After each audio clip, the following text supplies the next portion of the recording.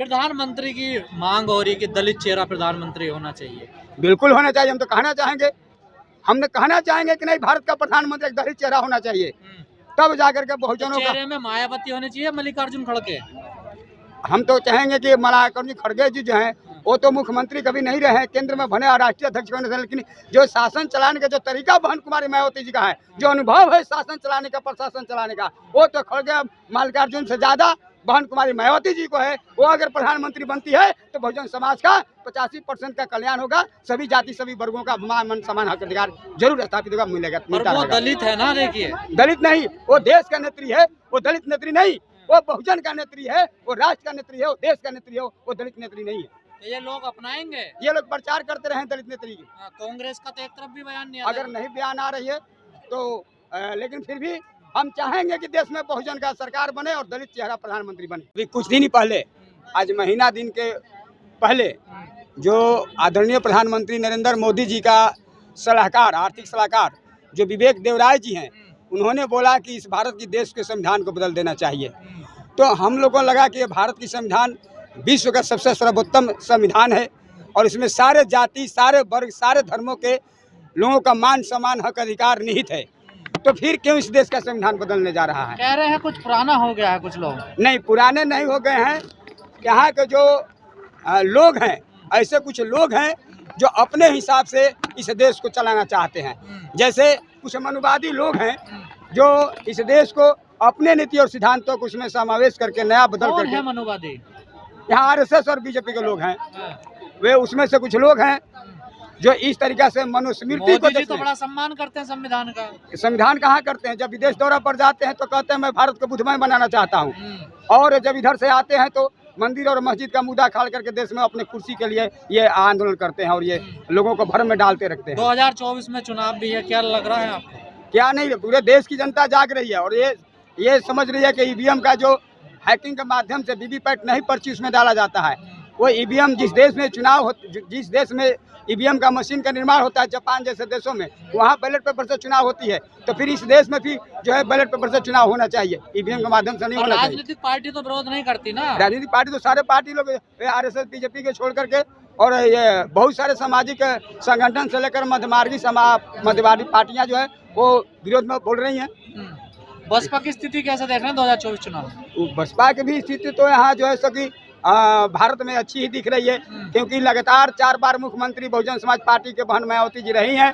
उत्तर प्रदेश देश के सबसे बड़ा प्रदेश रहा उत्तर प्रदेश, और उसमें जो 4 बार मुख्यमंत्री रही है, वहाँ का उनका शासन काल में जो है गुंडागर्दी खत्म हो चुकी थी, भ्रष्टाचार खत्म हो चुका था, और एक बेहतर समाज बनाने का, बहुजन समाज के हक अधिकार मान सम्मान का लाने का उन्होंने अच्छा योगदान दिया है। शिक्षा में भी 1 लाख से 1,500 तक शिक्षकों की भर्ती किया है, यूनिवर्सिटी का स्थापना किया है, और बड़े सिपाहियों की भी भर्ती किया है। उत्तर प्रदेश में बहुत सारा विकास के कार्यों का गंगा बहाने का काम किया। कांग्रेस के नेता कह रहे हैं बगैर बसपा के हम बीजेपी को नहीं हरा सकते, गठबंधन में लाना जरूरी है मायावती को।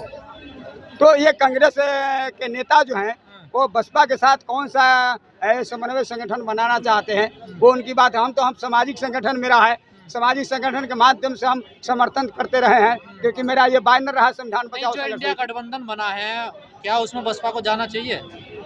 बिल्कुल जाना चाहिए, बिल्कुल जाना चाहिए। उसमें अगर चली जाती है वहाँ से बहुजन समाज पार्टी के अध्यक्षा, बहुजन समाज पार्टी अगर उस इंडिया गठबंधन में शामिल हो जाता है तो और भी लोकतंत्र मजबूत होकर के लोकतंत्र को स्थापित किया जा सकता है 2024 में। यही तो कह रही है कांग्रेस की, बगैर बसपा के हम बीजेपी को नहीं हरा पाएंगे 2024 में। हाँ, तो कांग्रेस अगर इस तरह से करे तो कांग्रेस के नेताओं अपना आमंत्रित कर बहन मायावती जी को एक दलित चेहरा प्रधानमंत्री बनाने का घोषणा करें।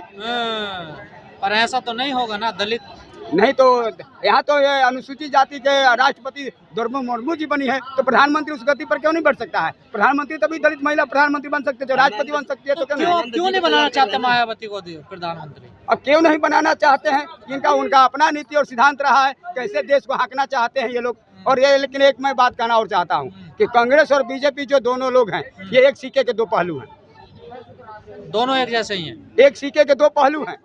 ये दोनों लोग हैं, कभी कांग्रेस सत्ता में बैठेगी तो कभी बीजेपी बैठेगी, कभी कांग्रेस बैठेगी तो कभी बीजेपी बैठेगी।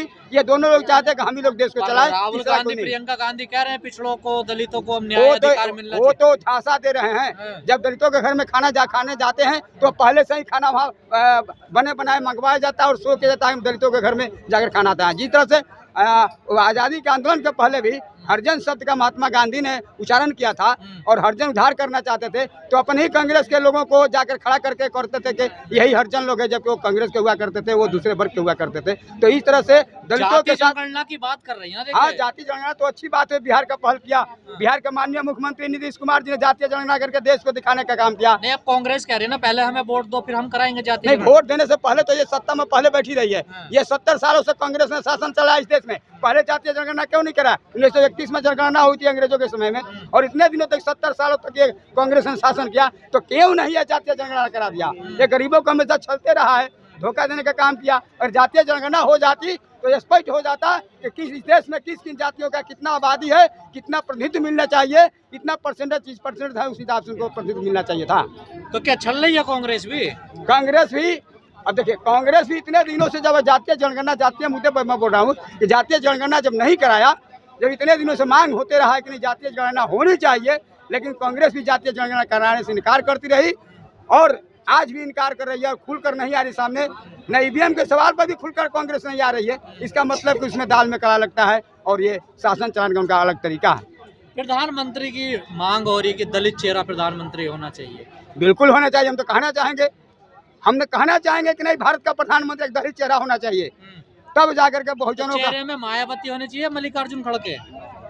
हम तो चाहेंगे कि मल्लिकार्जुन खड़गे जी जो हैं वो तो मुख्यमंत्री कभी नहीं रहे हैं, केंद्र में बने और राष्ट्रीय अध्यक्ष बने थे, लेकिन जो शासन चलाने का जो तरीका बहन कुमारी मायावती जी का है, जो अनुभव है शासन चलाने का, प्रशासन चलाने का, वो तो खड़गे मल्लिकार्जुन से ज्यादा बहन कुमारी मायावती जी को है। वो अगर प्रधानमंत्री बनती है तो बहुजन समाज का 85% का कल्याण होगा, सभी जाति सभी वर्गों का मान सम्मान हक अधिकार जरूर स्थापित होगा, मिलेगा। पर वो दलित है ना, देखिए दलित नहीं, वो देश का नेत्री है, वो दलित नेत्री नहीं, वो बहुजन का नेत्री है, वो राष्ट्र का नेत्री है, वो देश का नेत्री है, वो दलित नेत्री नहीं है। तो ये लोग अपनाएंगे, ये लोग प्रचार करते रहे दलित नेत्री की। कांग्रेस का तो एक तरफ भी बयान नहीं अगर नहीं बयान आ रही है तो लेकिन फिर भी हम चाहेंगे कि देश में बहुजन का सरकार बने और दलित चेहरा प्रधानमंत्री बने।